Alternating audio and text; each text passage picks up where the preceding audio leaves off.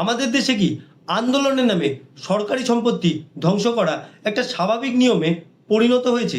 2019 সালের সেই ভয়ঙ্কর দিনগুলোর কথা মনে করে দেখুন, যখন সিএএ এর বিরোধিতার নামে পশ্চিমবঙ্গের মুর্শিদাবাদে একের পর এক ট্রেনে আগুন দেওয়া হয়েছিল, রেল স্টেশন ভাঙচুর করা হয়েছিল, কোটি কোটি টাকার জাতীয় সম্পত্তি চোখের পলকে ছাই হয়ে গিয়েছিল। কিন্তু এতদিনের বিচার কোথায় ছিল? অপরাধীরা কি পার পেয়ে যাবে? ফুটেজটা নিশ্চয়ই দেখেছেন। কিন্তু এখন সময় বদলেছে। 2026 সালে বাংলায় নতুন সরকার আসার পরই মুখ্যমন্ত্রী শুভেন্দু অধিকারী এক ঐতিহাসিক এবং কঠোর পদক্ষেপ নিয়েছে। নবান্নে রেলমন্ত্রী অশ্বিনী বৈষ্ণব এবং রাজ্যের উচ্চপদস্থ কর্মকর্তাদের সাথে এক জরুরি বৈঠক শেষে মুখ্যমন্ত্রী সরাসরি নির্দেশ দিয়েছে রাজ্যের ডিজিপিকে। আর দেখুন নির্দেশটি কি। 2019 সালে সেই সমস্ত তাণ্ডবকারীর ফাইল আবার খোলা হবে। আর শুধু গ্রেফতার নয়, আন্দোলনের নামে যারা কোটি কোটি টাকার সরকারি সম্পত্তি নষ্ট করেছে তাদেরকে নিজেদের সম্পত্তি বিক্রি করেও সেই ক্ষতিপূরণ উসুল করা হবে। আর এটা শোনার পরে অনেকের মধ্যে প্রশ্ন উঠতে পারে যে এটা কি আইনত সম্ভব?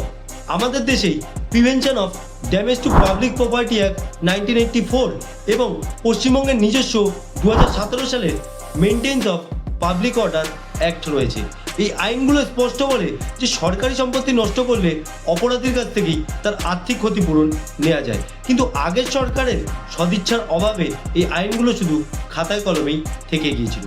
ভেবে দেখুন, একটা ট্রেন তৈরি হয় আপনাদের এবং আমাদের ট্যাক্সের টাকায়।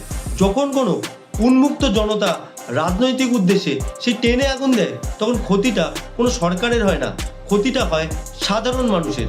উত্তরপ্রদেশের মতো রাজ্যগুলি যখন বুলডোজার নীতি বা সম্পত্তি বাজেয়াপ্ত করার মডেল এনেছিল, তখন অনেকেই তা সমালোচনা করেছিল।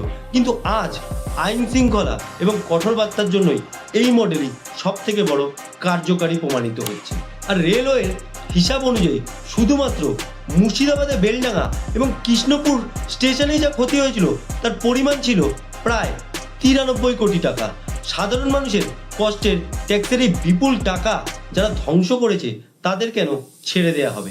মুখ্যমন্ত্রী শুভেন্দু অধিকারীর এই সিদ্ধান্তকে যদি আমরা নিরপেক্ষভাবে বিশ্লেষণ করি, তবে বোঝা যাবে যে এটি কোনো রাজনৈতিক প্রতিশোধ নয়, বরং এটি আইন ব্যবস্থার ওপরে সাধারণ মানুষের বিশ্বাস ফিরিয়ে আনার এক চেষ্টা। এতে তিনি স্পষ্ট বার্তা দিয়েছে যে আপনি গণতান্ত্রিকভাবে প্রতিবাদ করতেই পারেন, কিন্তু প্রতিবাদের নামে দেশের সম্পত্তি পোড়ানোর অধিকার আমার আপনার কারুরই